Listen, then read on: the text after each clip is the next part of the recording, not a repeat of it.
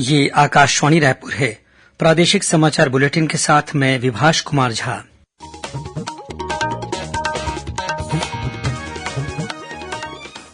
और अब पेश है आज के मुख्य समाचार। छत्तीसगढ़ में लोकसभा चुनाव के पहले चरण के तहत कल बस्तर सीट के लिए होगा मतदान। निर्वाचन आयोग ने सारी तैयारियां पूरी की। शांतिपूर्ण मतदान संपन्न कराने के लिए सुरक्षा के पुख्ता बंदोबस्त किए गए। बस्तर में कल होने वाले मतदान के लिए 1961 पोलिंग बूथ बनाए गए। करीब 8,000 मतदान कर्मियों की ड्यूटी लगाई गई। प्रदेश में लोकसभा चुनाव के तीसरे चरण के तहत 7 संसदीय क्षेत्रों के लिए नामांकन जमा करने की कल अंतिम तिथि है।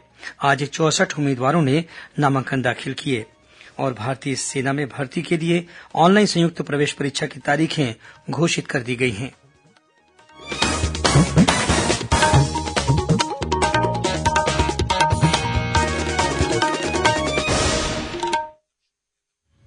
अब समाचार विस्तार से।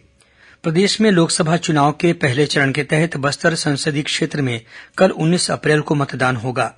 प्रदेश के मुख्य निर्वाचन पदाधिकारी रीना बाबा साहब कंगाले ने आज रायपुर में एक पत्रकार वार्ता में बताया कि मतदान के लिए निर्वाचन आयोग ने सभी तैयारियां पूरी कर ली हैं। इसके साथ ही सभी संवेदनशील क्षेत्रों में सुरक्षा के पुख्ता इंतजाम किए गए हैं। इस सीट पर 11 उम्मीदवार चुनाव मैदान में हैं। कांग्रेस ने कवासी लखमा को और भाजपा ने महेश कश्यप को उम्मीदवार बनाया है। इनके अलावा अन्य राजनीतिक दलों के उम्मीदवार तथा निर्दलीय प्रत्याशी भी चुनाव मैदान में हैं। बस्तर संसदीय क्षेत्र के लिए मतदान का समय भी निर्धारित कर दिया गया है। इसके तहत कोंडागांव, नारायणपुर, चित्रकोट, दंतेवाड़ा, बीजापुर और कोंटा विधानसभा क्षेत्रों में सुबह 7 बजे से दोपहर 3 बजे तक मतदान होगा। वहीं बस्तर विधानसभा क्षेत्र में सुबह 7 बजे से शाम 5 बजे तक वोट डाले जाएंगे। इसी तरह जगदलपुर विधानसभा क्षेत्र के 175 मतदान केंद्रों में भी सुबह 7 बजे से शाम 5 बजे तक और 72 मतदान केंद्रों में सुबह 7 बजे से दोपहर 3 बजे तक मतदान होगा।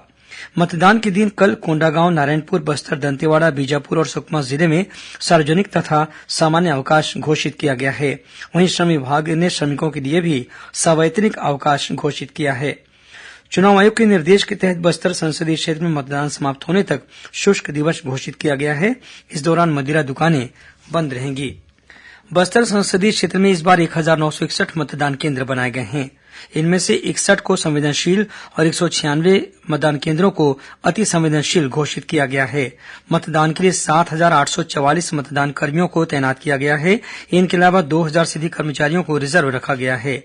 बस्तर लोकसभा क्षेत्र के 811 मतदान केंद्रों पर वेबकास्टिंग की सुविधा उपलब्ध कराई गई है, जिसके माध्यम से निर्वाचन आयोग इन केंद्रों पर नजर रखेगा। इस संसदीय क्षेत्र के संवेदनशील और दूरस्थ इलाकों में 156 मतदान दलों को हेलीकॉप्टर से रवाना किया गया है। बाकी 1805 मतदान दलों को आज बस के माध्यम से मतदान केंद्रों तक पहुंचाया गया। बस्तर संसदीय क्षेत्र में कल होने वाले मतदान के लिए 191 संगवारी मतदान केंद्र बनाए गए हैं। इसके अलावा 8 मतदान केंद्रों का संचालन दिव्यांगजनों द्वारा और 36 केंद्रों का संचालन युवाओं द्वारा किया जाएगा। इसी तरह 42 आदर्श मतदान केंद्र बनाए गए हैं। मुख्य निर्वाचन पदाधिकारी ने बताया कि बस्तर संसदीय क्षेत्र के प्रत्येक मतदान केंद्र में मतदाता सहायता बूथ स्थापित किए गए हैं, जहां मौजूद बीएलओ मतदाता सूची में मतदाताओं का नाम और सरल क्रमांक ढूंढने में मदद करेंगे। बस्तर में कल होने वाले मतदान की हर पल की गतिविधि पर नजर रखने के लिए रायपुर स्थित मुख्य निर्वाचन पदाधिकारी कार्यालय में कंट्रोल रूम स्थापित किया गया है। यहाँ 811 मतदान केंद्रों से लाइव वीडियो फीड मिलेगी। मुख्य निर्वाचन पदाधिकारी रीना बाबा साहब कंगाले वेबकास्टिंग के जरिए मतदान प्रक्रिया पर नजर रखेंगी। बस्तर लोकसभा सीट के लिए कल होने वाले चुनाव में कुल 14,72,207 मतदाता अपने मताधिकार का प्रयोग कर सकेंगे। इनमें करीब 7,71,000 महिला मतदाता और लगभग 7 लाख पुरुष मतदाता शामिल हैं। वहीं तृतीय लिंग के 52 मतदाता भी अपने मताधिकार का प्रयोग कर सकेंगे। मुख्य निर्वाचन पदाधिकारी रीना बाबा साहब कंगाले ने बताया कि निर्वाचन आयोग की ओर से सभी मतदाताओं को फोटोयुक्त पहचान पत्र जारी किए गए हैं। मतदाता अपना पहचान पत्र दिखाकर वोट डाल सकते हैं। उन्होंने बताया कि यदि कोई मतदाता अपने साथ इस पहचान पत्र को नहीं ला पाता है तो भी वह ड्राइविंग लाइसेंस, पासपोर्ट, आधार कार्ड, पैन कार्ड और बैंक पासबुक की फोटोकॉपी सहित 12 अन्य दस्तावेजों को दिखाकर भी अपने मताधिकार का प्रयोग कर सकता है। वहीं प्रवासी मतदाताओं को मतदान केंद्र पर अपना मूल पासपोर्ट दिखाने पर ही वोट डालने दिया जाएगा। आकाशवाणी रायपुर के प्रादेशिक समाचार एकांश द्वारा कल 19 अप्रैल को लोकसभा चुनाव के पहले चरण के तहत बस्तर संसदीय क्षेत्र में होने वाले मतदान पर आधारित विशेष कार्यक्रम का प्रसारण किया जाएगा। 10 मिनट की अवधि का यह विशेष कार्यक्रम आकाशवाणी केन्द्र रायपुर द्वारा कल रात 8 बजे से प्रसारित किया जाएगा। इसे छत्तीसगढ़ स्थित आकाशवाणी के सभी केन्द्र रिले करेंगे। प्रदेश में लोकसभा चुनाव के तीसरे चरण के तहत रायपुर सहित 7 संसदीय क्षेत्रों के लिए नामांकन जमा करने की कल अंतिम तिथि है। तीसरे चरण के लिए आज 64 अभ्यर्थियों ने नामांकन दाखिल किए। मुख्य निर्वाचन पदाधिकारी कार्यालय के अनुसार अब तक प्रदेश की 7 लोकसभा सीटों के लिए 121 प्रत्याशियों के नामांकन दाखिल हो चुके हैं। आज सरगुजा संसदीय क्षेत्र के लिए 4, रायगढ़ से 6, जांजगीर चांपा सीट के लिए 10 और बिलासपुर लोकसभा सीट के लिए 8 उम्मीदवारों ने नामांकन जमा किए। वहीं दुर्ग लोकसभा क्षेत्र के लिए 9, रायपुर लोकसभा क्षेत्र के लिए 15 और कोरबा लोकसभा सीट के लिए 12 उम्मीदवारों के नामांकन जमा किए गए। आज भाजपा के वरिष्ठ नेता और मुख्यमंत्री विष्णुदेव साय बिलासपुर में पार्टी प्रत्याशी तोखन साहू और कोरबा से पार्टी उम्मीदवार सरोज पांडेय की नामांकन रैली में शामिल हुए। उधर जांजगीर चांपा लोकसभा सीट से कांग्रेस प्रत्याशी डॉक्टर शिव डहरिया और रायगढ़ लोकसभा सीट से कांग्रेस उम्मीदवार डॉक्टर मेनका देवी सिंह ने अपना नामांकन जमा किया। तीसरे चरण के तहत 20 अप्रैल को नामांकन पत्रों की जांच की जाएगी। 22 अप्रैल तक उम्मीदवार अपना नाम वापस ले सकेंगे। तीसरे चरण में 7 मई को वोट डाले जाएंगे। प्रादेशिक समाचार आप आकाशवाणी रायपुर से सुन रहे हैं। छत्तीसगढ़ की खबरों से है आपका वास्ता और खबरों की विश्वसनीयता से है हमारा वास्ता। आकाशवाणी समाचार रायपुर के प्रादेशिक समाचार बुलेटिन के साथ ही हमारे समसामयिक कार्यक्रम आप रेडियो के अलावा अपने मोबाइल पर भी सुन सकते हैं। आकाशवाणी समाचार फेसबुक, ट्विटर और यूट्यूब पर भी उपलब्ध है। हमारा Facebook page Chhattisgarh news on AIR, Twitter handle CGAIR news और हमारा यूट्यूब चैनल है छत्तीसगढ़ AIR न्यूज। तो अब रेडियो के साथ ही आपके मोबाइल के जरिए भी हम पहुंच रहे हैं आप तक। छत्तीसगढ़ की हर खबर के लिए सुनते रहिए आकाशवाणी समाचार। और अब आगे बढ़ते हैं बाकी के समाचारों की ओर। प्रदेश में लोकसभा चुनाव के दूसरे चरण के लिए राजनीतिक दलों का प्रचार अभियान अब अपने चरम पर पहुंचने लगा है। विभिन्न राजनीतिक दलों के प्रमुख नेता और स्टार प्रचारक लगातार जनसभाएं लेकर मतदाताओं का समर्थन हासिल करने का प्रयास कर रहे हैं। इसी कड़ी में भाजपा के वरिष्ठ नेता और मुख्यमंत्री विष्णुदेव साय ने आज महासमुंद लोकसभा क्षेत्र के बागबाहरा में पार्टी प्रत्याशी रूपकुमारी चौधरी के समर्थन में एक जनसभा को संबोधित किया। इस बीच जांजगीर चांपा लोकसभा क्षेत्र से कांग्रेस प्रत्याशी डॉक्टर शिव डहरिया के समर्थन में पार्टी द्वारा एक चुनावी सभा का आयोजन किया गया। इसमें नेता प्रतिपक्ष डॉक्टर चरणदास महंत, प्रदेश के पूर्व मंत्री जयसिंह अग्रवाल, विधायक बालेश्वर साहू सहित अन्य कार्यकर्ता मौजूद थे। वहीं कांग्रेस की स्टार प्रचारक प्रियंका गांधी वाड्रा 21 अप्रैल को कांकेर लोकसभा क्षेत्र के अंतर्गत बालोद जिले के हथौद में जनसभा को संबोधित करेंगी। लोकसभा चुनाव के मद्देनजर लोगों को मतदान के लिए प्रेरित करने के उद्देश्य से प्रदेश भर में अनेक कार्यक्रम आयोजित किए जा रहे हैं।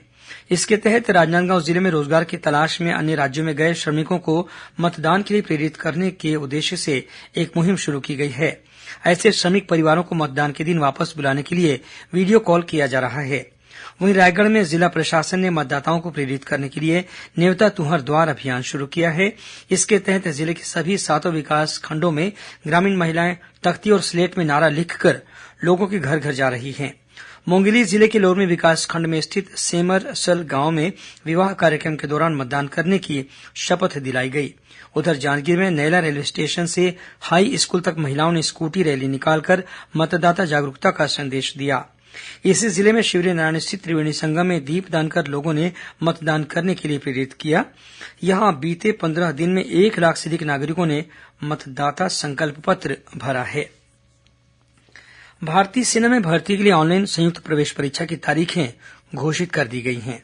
ये परीक्षाएं 22, 23, 24, 25, 29 और 30 अप्रैल को होंगी। इनके अलावा 2 और 3 मई को भी प्रवेश परीक्षा ली जाएगी। इन परीक्षाओं में भारतीय सेना की वेबसाइट पर पंजीयन कराने वाले उम्मीदवार शामिल हो सकेंगे। ये परीक्षाएं 3 पालियों में आयोजित की जाएंगी। सेना भर्ती कार्यालय के अनुसार इस बार अग्निवीर कार्यालय सहायक के पद के लिए आवेदन करने वाले उम्मीदवारों का टाइपिंग टेस्ट भी ऑनलाइन परीक्षा केंद्रों पर ही लिया जाएगा। इन परीक्षाओं के लिए प्रवेश पत्र भारतीय सेना की वेबसाइट से डाउनलोड किया जा सकता है।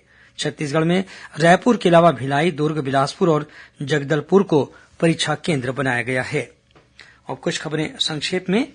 बहुजन समाज पार्टी ने प्रदेश के रायपुर, दुर्ग और कोरबा संसदीय क्षेत्रों के लिए अपने प्रत्याशियों की घोषणा कर दी है। रायपुर से ममता रानी साहू, दुर्ग से दिलीप कुमार रामटेके और कोरबा से दूजराम बौद्ध को प्रत्याशी बनाया गया है। रेलवे ने गर्मी के मौसम में यात्रियों की अतिरिक्त संख्या को देखते हुए पूरी निजामुद्दीन समर स्पेशल ट्रेन का परिचालन शुरू किया है। यह ट्रेन बिलासपुर से होकर चलेगी। इसके कुल 10 फेरे होंगे। इस ट्रेन में सभी यात्रियों को कन्फर्म सीट की सुविधा दी जाएगी। और दुर्ग पुलिस ने महादेव ऐप से जुड़े 2 आरोपियों को गिरफ्तार किया है।